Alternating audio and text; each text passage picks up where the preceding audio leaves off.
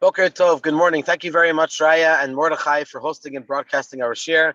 It's wonderful to be able to share with you once again after a couple of weeks, Kabbalah Café. This week it's Erev Parashat, Shabbat Parashat Vayeitzei.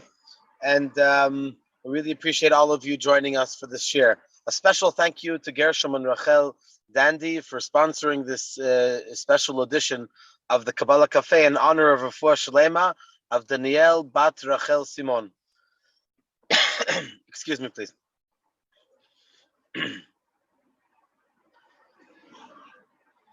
The subject of today's shir is going to be in the context of love, ahava, and what that can bring to what situation that can bring. After in last week's parsha, Yaakov took all of the blessings, all of the brachot from Esav. Esav decided that he's going to get back at him. And so Esav's son was Eliphaz, and Eliphaz was light and quick. And Esav sent his son Eliphaz to go and kill Yaakov. He actually gave him an ultimatum, and he said, either you kill Yaakov or you die yourself. Now, Eliphaz reached Yaakov, and then he figured out how it's possible to fulfill his father's request to quote-unquote kill him and still to leave him alive. Since that as a poor person is considered like someone who is dead, ani chashiv kamet. So he said he's going to rob Yaakov of all of his belongings, and then he won't have to kill him because it will be considered as if he's dead.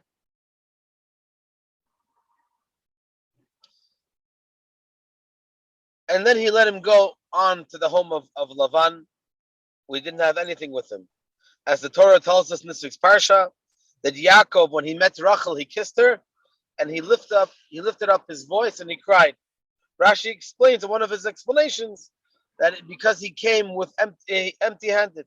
He said, Eliezer, the servant of Avraham Avinu, my grandfather, when he came to find a kala for Yitzchak, my father, he was all rich. Actually, Avram, who was rich, wrote out a document giving over to him everything that he had. But now I have nothing with me because Eliphaz ran after me.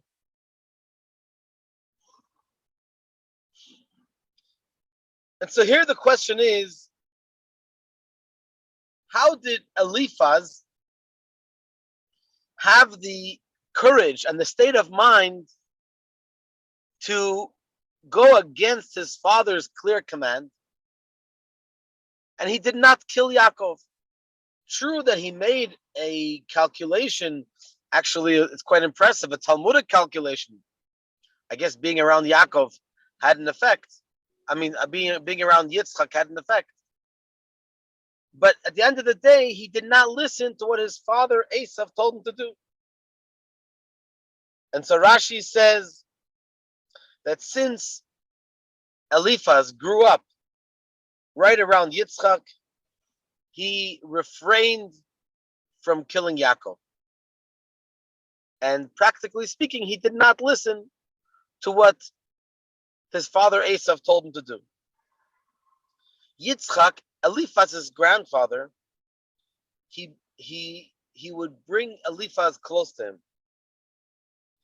So Eliphaz could not bring himself to kill Yitzchak's son Yaakov. When Yaakov met Eliphaz was overwhelmed with the tremendous feelings of closeness that Yitzchak had overwhelmed Eliphaz with, and it reminded him, gave him feelings of love, and therefore, almost as if against his will, he did not kill Yaakov.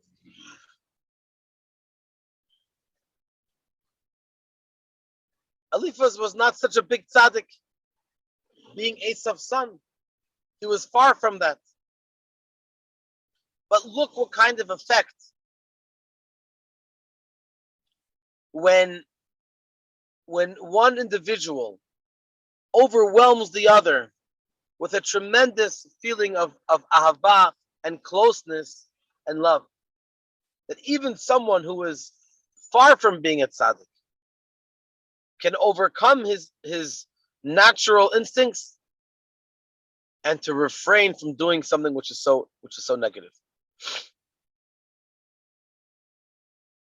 From here we see what the power of love can accomplish, even for someone who is in the deepest levels of klipot, of the powers of the impure powers against kedusha.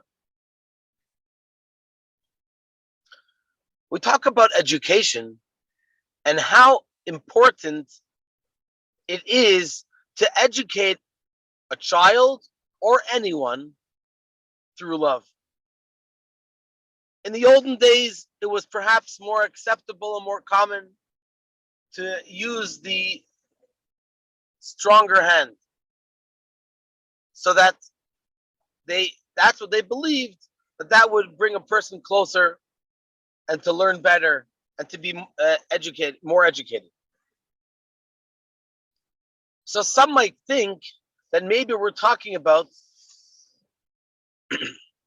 spoiling a child, giving a child everything that they want.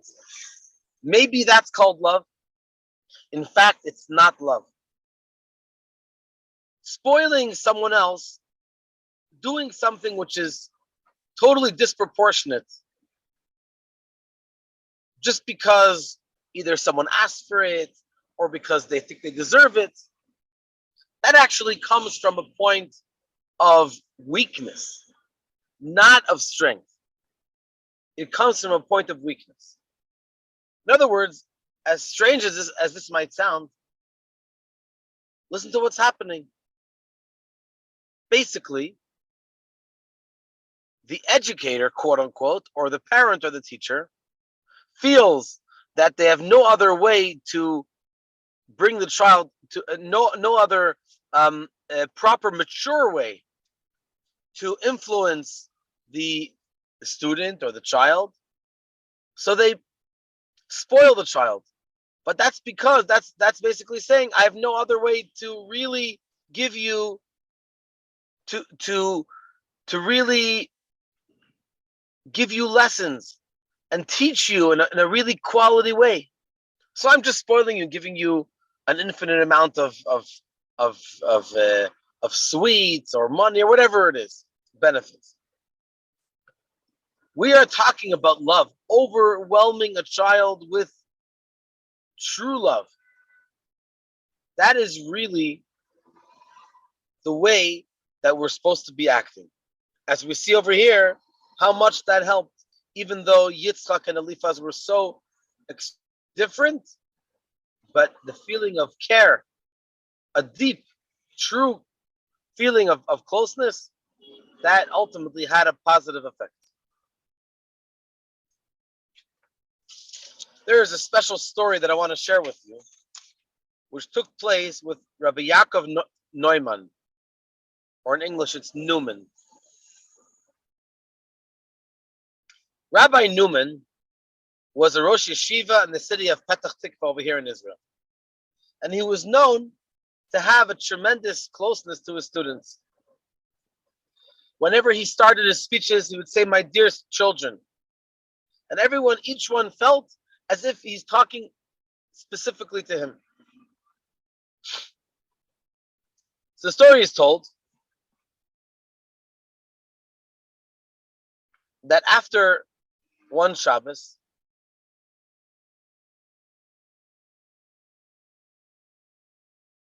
that the boys were in the yeshiva, one boy came shaking to the Rosh Yeshiva and told him, I actually believe the story took place. Yes. Okay, so correct. So it was a Saturday night as a Motzei Shabbos, and one friend One boy said that his friend had gone out a few moments ago to see a movie. And this was obviously something which was totally inappropriate for a yeshiva student, as it is for anyone. And so Rabbi Neumann heard what he said. He right away ordered a taxi, and he went to the address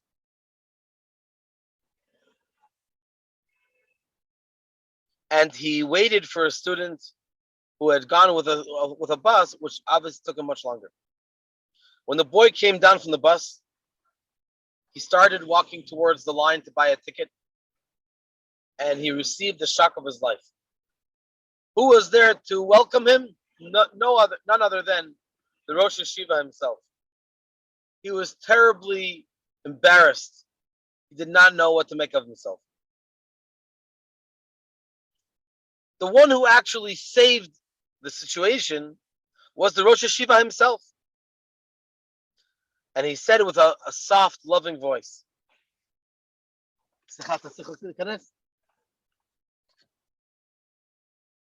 And he said with a soft, loving voice, when I heard that you were coming here, I imagined that you came without a jacket.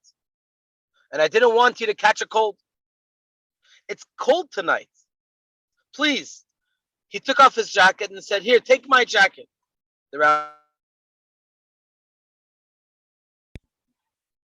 In the beginning, the yeshiva boy tried to say, you know what, Rabbi, you'll be cold. I don't want you to be cold. Please, I don't want to take your jacket. But the Rosh Yeshiva said, no, I'm going back with a taxi. I don't need to have a jacket. But you will certainly be cold on your way back. Rabbi Neumann gave his student the jacket, and they parted ways. Afterwards, Rabbi Neumann shook his hand with a beautiful smile. He said, good night. The boy went in to watch the movie, but he could not have any pleasure from it. The jacket of the Rosh Yeshiva that he gave him in order to warm him up, it also warmed up not only his body, but also his soul. The loving talk from the Rosh Yeshiva and the jacket that he gave him and the wishes before they parted ways did not give the yeshiva boy rest. And after a few minutes, he just got up and went out of the hall and went back to the yeshiva. What a great story in showing what is the potential of having true love and affection. And in this story, the Rosh Yeshiva, Rabbi Neumann, could have easily been upset and screamed at him, embarrassed him in public, outside. But no, he took the other approach. He took the approach of education, that it's supposed to be done with loving kindness.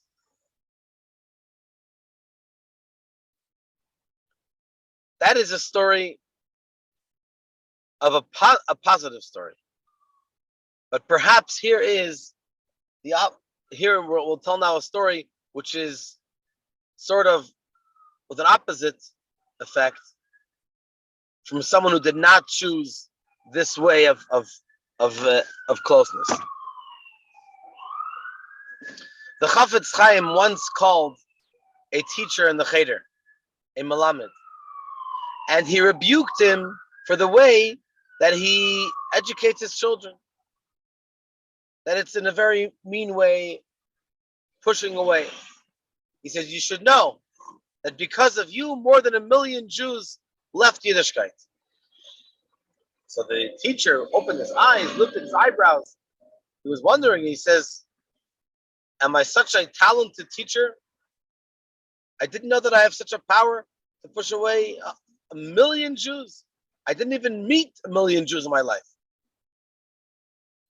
So the Chafetz Chaim, the great tzaddik, asked the teacher, do you remember Mendele? A wild animal in my class. So the Chafetz Chaim said, that Mendele Trotsky became one of the main speakers of the communism. And with his speeches, he pulls many, many Jews that unfortunately go away from the way of Yiddishkeit. So you think you're only speaking speaking sternly to the few children that are learning with you. But really, each and every one of them, especially this one, Trotsky, unfortunately, went away from the ways of Yiddishkeit and took with him many more. On the other hand, we have to focus on the positive. The story of Eliphaz, which shows us the importance of positive influence.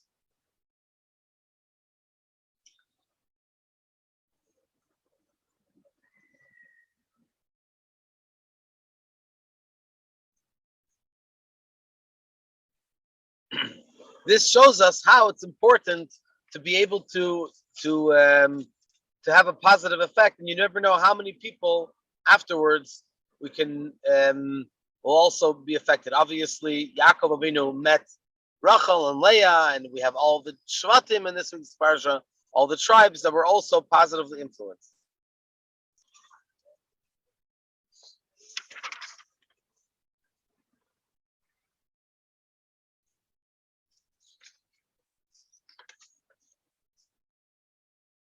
In the beginning of the previous century, in one of the towns of Romania, the rabbi passed away suddenly. His name was Rabbi Vider. And his son, Mendel Vider, was known as a great genius. And he felt that he could fill the shoes of his father, of his great father.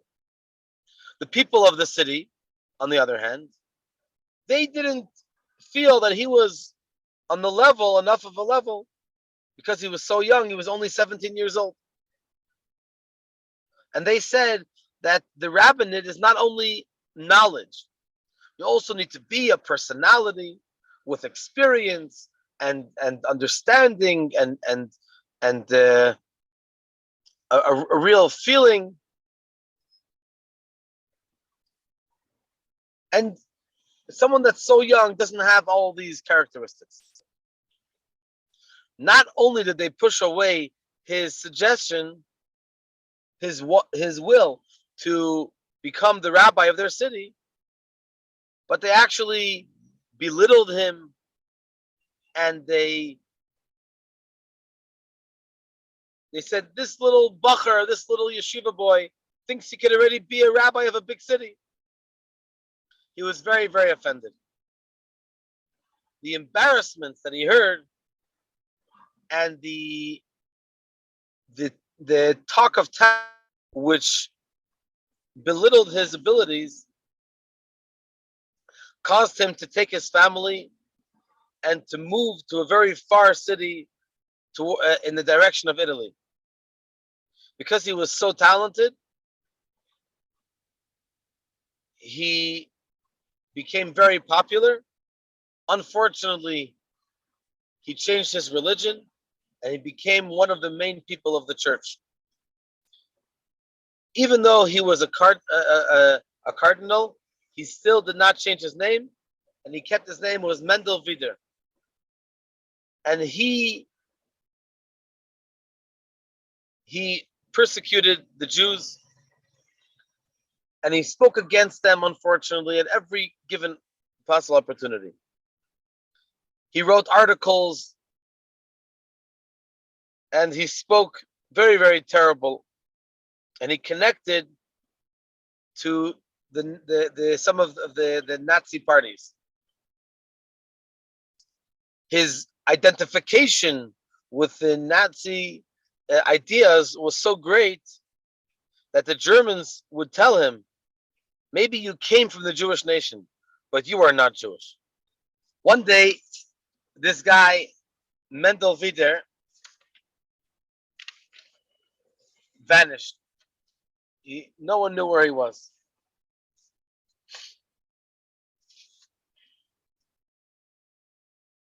The Rebbe of Skolen invested a lot of work to bring closer Jews who unfortunately went far from Yiddishkeit as a result of the Holocaust.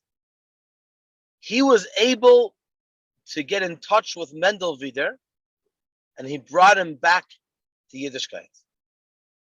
One time, the Rebbe of Skolen asked Mendel Vider, "Please tell me, why did you not change your name when you tried to change your faith and your religion? You left everything. You became a cardinal. Why didn't you just change your name?" So he told the Rebbe, "I will be very honest with you. The truth is, I hated Jews with all my heart. I despised them. But in the depths of my heart, I felt that the hatred is only because of the connection that I had to this community in Romania. I wanted to disconnect myself from the Jewish nation totally, but I was unable to do it. My name Vider in Yiddish means to return. I did not change it because deep down in my heart I knew that I'm going to return." This is what Rabbi Zusha of Anipoli, the great tzaddik and friend of the Alter Rebbe, from the students of the Maggid. It says in the Parshat Ha'azinu, Dor Ta'pucho Tema. It's supposed to be a negative thing when it says in Parshat Ha'azinu, in the second to last parsha, there's a terrible rebuke from Moshe Rabbeinu to Am Yisrael.